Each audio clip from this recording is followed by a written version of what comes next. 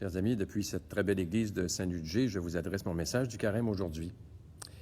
Il devient de plus en plus délicat de ne pas être en faveur de l'aide médicale à mourir.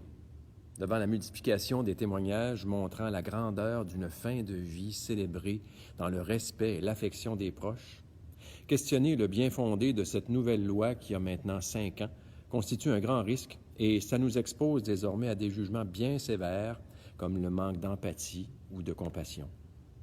On nous dira de façon un peu simpliste, écoutez, il faut que vous admettiez qu'on est rendu là.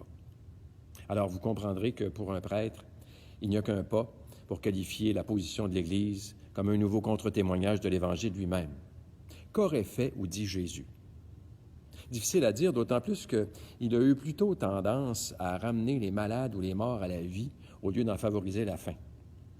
Heureusement, il existe encore parmi nous des penseurs comme M. Thomas de Coninck ou même cet étudiant en médecine, Jean-Michel Landry, cité dans l'opinion du lecteur du Soleil récemment, qui ose encore poser des questions. Que la loi offre la permission de mettre fin volontairement à ces jours pour des motifs d'incapacité d'atténuer la souffrance, c'est un droit, il est vrai.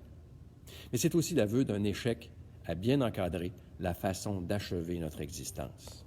Encore maintenant, il y a trop de similitudes entre la notion de souffrance psychologique des mourants ou des personnes atteintes de maladies dégénératives cruelles comme la SLA et la souffrance psychologique des personnes en proie au suicide, souffrance pour laquelle nous faisons tout pour lui éviter de commettre l'irréparable.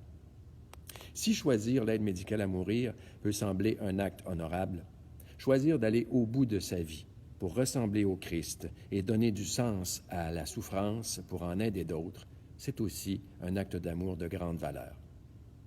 Évitons de mépriser ce choix au détriment de l'autre.